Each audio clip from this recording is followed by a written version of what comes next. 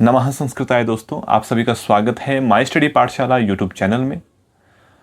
आज से हम संस्कृत अनुवाद सरलता से सीखेंगे, जो बेसिक होता है, जो बिल्कुल बिगनर्स के लिए, कि किस तरीके से हिंदी का अनुवाद संस्कृत में हम करें। हम इसे आज से क्रम से सीखेंगे। हो सकता है कि इसमें वीडियोस लंबी भी हो और कुछ एक भागों में इसे बांटा जाए। तो मैं आशा करता हूं कि आप सभी क्रम से एक एक वीडियो को देखें और संस्कृत का अनुवाद सीखें। देखिए, मैं कोई टीचर नहीं हूं, कोई गुरु नहीं हूं, मैं भी एक स्टूडेंट हूं। और आप सभी को एक स्टूडेंट की भांति ही आप सभी की फीलिंग्स को समझते हुए, आप सभी के मनोविज्ञान को समझते हुए मैं आपको संस्कृत का अनुवाद सिखाऊंगा जितना मुझे आता है। ठीक है? तो अगर आप सभी YouTube चैनल में नए हैं माई स्टडी पाठशाला में, तो आप ज़रूर इसे सब्सक्राइब कीजिएगा और विद्यार्थियों तक इसे पहुंचाएगा, शेयर कीजिएगा। ठीक है? तो क्रम से हम सीखेंगे संस्कृत में अनुवाद बनाना, कि हिंदी को कैसे। देखिए, काफ़ी बच्चे कहते हैं कि संस्कृत बहुत मुश्किल है। देखिए, ऐसा कुछ भी नहीं है। मैं आपको सिद्ध करके बताऊंगा कि संस्कृत बिल्कुल भी मुश्किल नहीं है। बिल्कुल संस्कृत के बराबर सरल कोई भी भाषा नहीं हो सकती है, क्योंकि वैज्ञानिक भाषा है और संस्कृत की हर एक शब्द का, हर एक चीज का मतलब, हर एक शब्द का मतलब है। कैसे क्या हुआ, कैसे क्यों हुआ, हर एक का जो आंसर है संस्कृत के पास है। तो ये जो प्लेलिस्ट आपके सामने बनेगी, ये संस्कृत अनुवाद नाम से बनेगी। इसमें क्रम से संस्कृत के सभी जितना भी अनुवाद, प्रारंभिक अनुवाद होता है, प्राक शास्त्री जो प्रथम वर्ष है, प्राक 1 जिसे कहते हैं, शास्त्री फाइनल ईयर तक जितना भी हमें अनुवाद चाहिए होता है उतना हम सीखेंगे। लगभग आपको हमारा यही विश्वास रहेगा कि हम आपको अनुवाद अच्छे से पढ़ाएं और आपको समझ आए। ठीक है? तो आइए आज का अनुवाद स्टार्ट करते हैं, जो बिल्कुल बेसिक रहेगा, प्रारंभिक रहेगा। जो बिगिनर्स हैं उनके लिए ये अनुवाद रहेगा। जिस तरीके से कि जैसे कुछ बच्चे कहते हैं कि किस तरीके से हम हिंदी का अनुवाद संस्कृत में कैसे है। काफ़ी बच्चे रट्टा मारते हैं। रट्टा कुछ भी नहीं मारना है, हम बिल्कुल बेसिक सीखेंगे। आइए सीखते हैं। देखिए, आपको कुछ एक सेटअप कुछ नया भी लगेगा, क्योंकि अभी वाइट बोर्ड या फिर डिजिटल स्क्रीन के माध्यम से मैं नहीं पढ़ाऊँगा। मैं टैब के माध्यम से, जिसमें डिजिटल स्क्रीन का मैं प्रयोग करूँगा। तो मैं आशा करूँगा कि आप सभी को ये सेटअप पसंद आए। कुछ एक दिनों तक ये सेटअप रहेगा, फिर हम प्रॉपर एक वाइट बोर्ड के सामने या फिर एक डिजिटल स्क्रीन के सामने आपको पढ़ाएंगे। लेकिन आप हमेशा अपना प्यार बनाए रखें और क्रम से सीखते रहें, क्रम से अभ्यास करते रहें और विद्यार्थियों तक ये वीडियोस शेयर करें ज़रूर। सबसे पहले संस्कृत अनुवाद में 3 चीज़ें याद रखने योग्य होती है: प्रथम पुरुष, मध्यम पुरुष और उत्तम पुरुष। ठीक है? मैं आपको समझाता हूं, आप स्क्रीन पर देखें।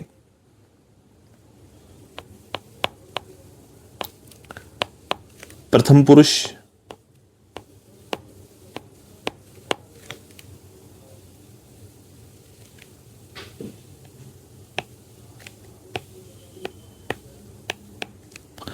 मध्यम पुरुष और उत्तम पुरुष। उत्तम पुरुष। ठीक है? प्रथम पुरुष, मध्यम पुरुष और उत्तम पुरुष। सबसे पहले हम इसे समझें कि प्रथम पुरुष क्या है, मध्यम पुरुष क्या है और उत्तम पुरुष क्या है। देखिए, उत्तम पुरुष, उत्तम पुरुष में हमेशा मैं, जो भी कार्य स्वयं के लिए हो वो मैं इत्यादि, जितने भी कार्य स्वयं के लिए हो वो सारे उत्तम पुरुष में आएंगे। मैं, ठीक है? जितने भी मैं, हम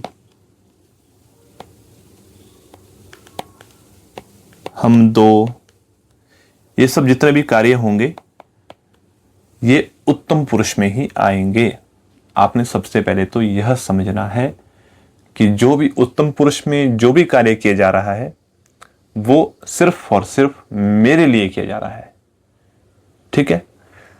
और मध्यम पुरुष का आपने समझना है जो कार्य दूसरे के लिए किया जा रहा है, ठीक है। आप है, आपका कोई साथी है, उसके लिए जो कार्य किया जा रहा है वो मध्यम पुरुष में आएगा। जैसे तू,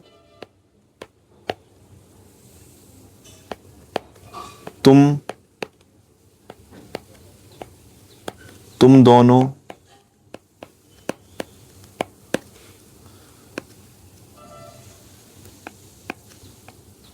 तुम सब, ठीक है। मध्यम पुरुष में जो किसी दूसरे के लिए किया जा रहा है, सिर्फ दूसरा, ठीक है, तीसरा नहीं, सिर्फ दूसरा। तू, तेरा, तुम दो, तुम दोनों का, तुम्हारा, ठीक है। जो दूसरों के लिए किया जा रहा है वो मध्यम पुरुष में ही प्रयोग होगा। आपने ये याद करना है, आपने ये समझना है, और अपने एक कॉपी पेन सभी ले, और कॉपी पेन में आपने सबने ये लिखना है, याद करके लिखना है, और इसका अभ्यास भी करना है कि जो मध्यम पुरुष में प्रयोग हो रहा है वो हमारे लिए, मेरे लिए प्रयोग हो रहा है, मतलब वो मेरा है।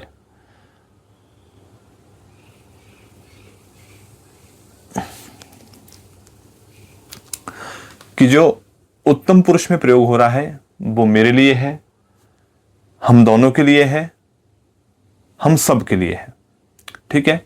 मैं, हमारा इत्यादि जो हमारे लिए हो रहा है, मतलब अपने लिए जो हो रहा है, वो उत्तम पुरुष में प्रयोग होगा।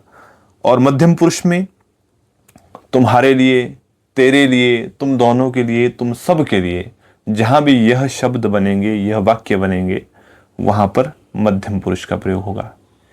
इसके अलावा जितने भी बच गए, जितने भी इसके अलावा शब्द जो वाक्य बनेंगे शब्दों के द्वारा, वो प्रथम पुरुष में प्रयोग होंगे, ठीक है। जैसे वह, यह, राम, बालक, बालिका,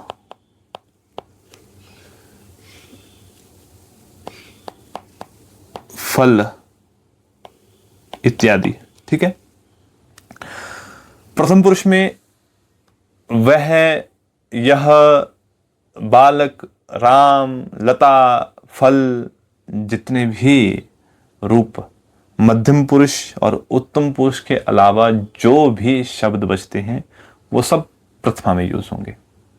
आपने सबसे पहले यह बिल्कुल अपने विचार में बिल्कुल समझ के यह बात याद रखनी है कि जो भी पुरुष उत्तम पुरुष में होगा वो हमारे लिए होगा, जो भी पुरुष मध्यम पुरुष का होगा वो तुम्हारे लिए होगा, जो भी पुरुष प्रथमा का होगा वह इन दोनों के अलावा जो भी होगा वो प्रथमा के लिए होगा, ठीक है। इतना आपको समझ आ गया होगा, तो आपको समझ आ रहा है, मैं ऐसा आशा रखूंगा कि आपको जो मैं पढ़ा रहा हूं वो आपको समझ आ रहा है, ठीक है। उत्तम पुरुष, मध्यम पुरुष, प्रथम पुरुष, ये तीन चीजें आपने समझ ली। इसमें अब संस्कृत में क्या होगा कि उत्तम पुरुष को, मैं को, इसमें मिटा देता हूं,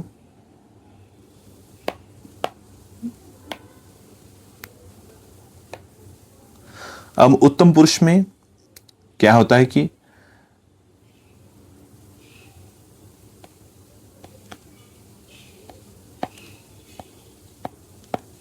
अस्मद शब्द, ठीक है। उत्तम पुरुष में अस्मद शब्द का प्रयोग किया जाता है और मध्यम पुरुष में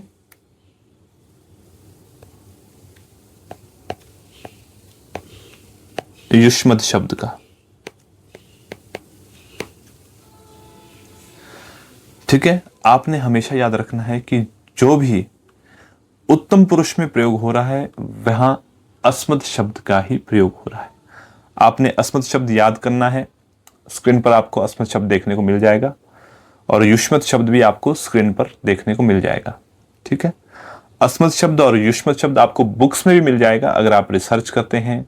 अनुवाद चंद्रिका है, रचना अनुवाद, प्रौढ़ अनुवाद चंद्रिका है और कोई भी रूप चंद्रिका इत्यादि जितनी भी पुस्तकें हैं जहां पर शब्द और धातुएं दी गई होती है, तो आप उसमें जाके देख सकते हैं कि युष्मत् और अस्मत् शब्द, आप इन दोनों शब्दों को याद कर ले। अस्मत् शब्द अहम अवाम वयम माम अवाम अस्मान मया अवयम अस्माभि इस तरीके से चलता है और युष्मत् शब्द त्वम युवाम यूयम त्वाम युवाम युष्मान त्वया युवयम युष्माभि इस तरीके से चलता है। ठीक है, अस्मत् शब्द और युष्मत् शब्द आपको याद कर लेना है। ये आपको बिल्कुल आपके मस्तिष्क में बिल्कुल प्रॉपर याद हो, पूरा याद हो और इसमें कोई भी गलती ना हो, आप इसे याद कर लें। इसके अलावा जितने भी शब्द बचे हैं वो शब्द प्रथमा में चलते हैं। ठीक है, उन सभी का प्रयोग जो है प्रथमा में होगा। जैसे सह, रामः, बालकः, तत् शब्द इत्यादि जितने भी शब्द बचे हैं वो सब प्रथम पुरुष में ही प्रयोग होंगे। ठीक है, ये सब जितने भी शब्द हैं ये सब प्रथमा में ही प्रयोग होंगे। और युष्मत् शब्द जो है ये मध्यम पुरुष में ही प्रयोग होंगे और अस्मत् शब्द जो है वो उत्तम पुरुष में प्रयोग होगा। आपने ये याद रखना है। ठीक है, इतना आपको समझ आ गया होगा। देखिए, हमारा एक ही प्रयास रहेगा, सभी का साथ और सभी का विकास। देखिए, माई स्टडी पाठशाला का एक ही लक्ष्य है कि हर एक बच्चे को हर एक चीज समझ में आ जाए। हर एक चीज जो हम पढ़ा रहे हैं वो आपको प्रॉपर समझ में आ जाए। ऐसा एक भी बच्चा ऐसा ना हो जो कहे कि हमें यह समझ नहीं आ रहा है।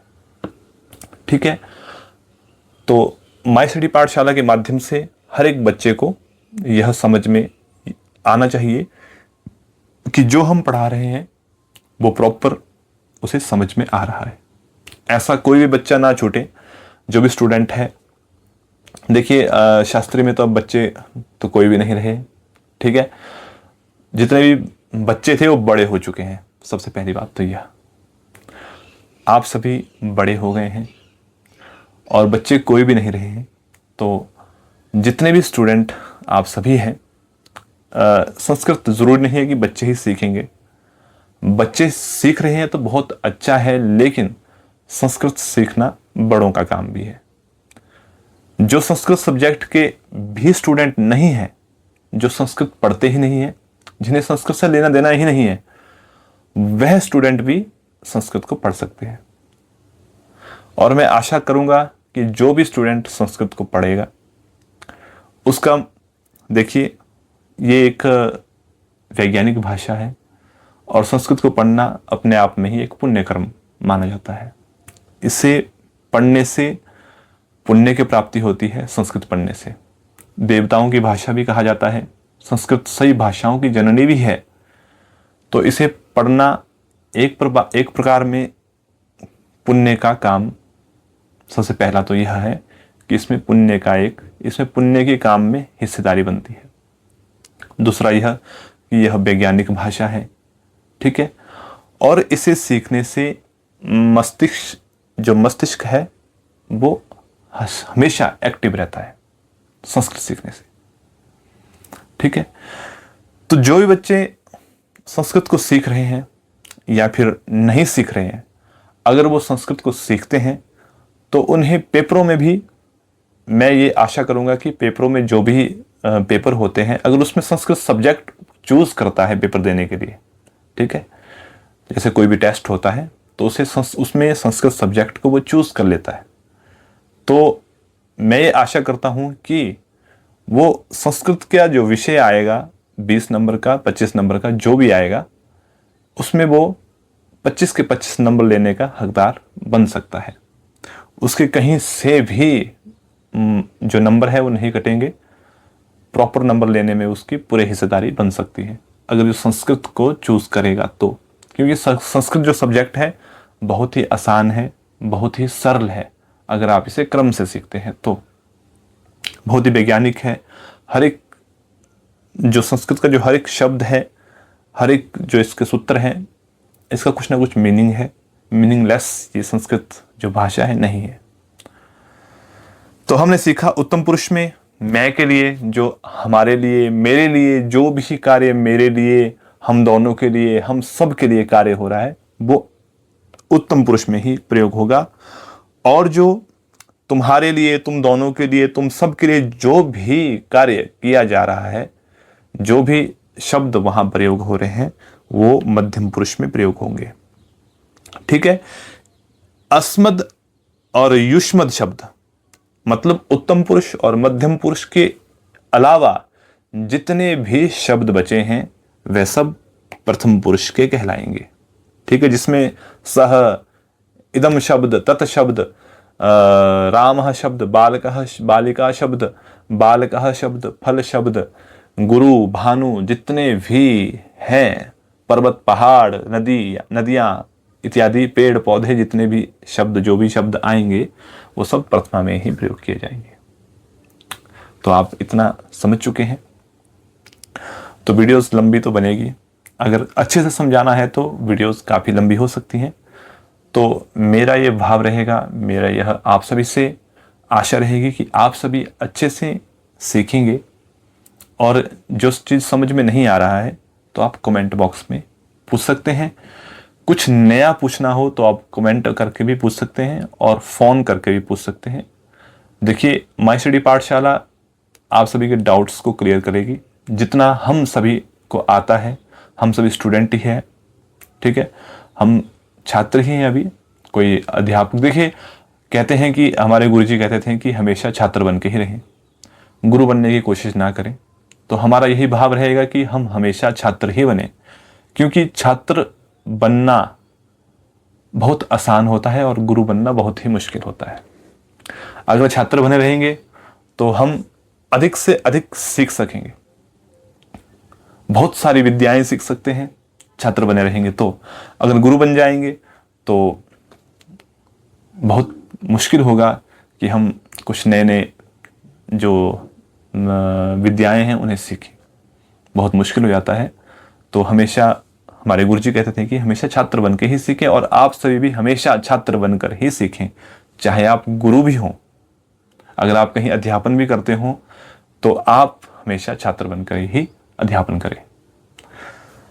तो आप सभी को प्रथम पुरुष, मध्यम पुरुष और उत्तम पुरुष, ठीक है, प्रथम पुरुष, मध्यम पुरुष और उत्तम पुरुष,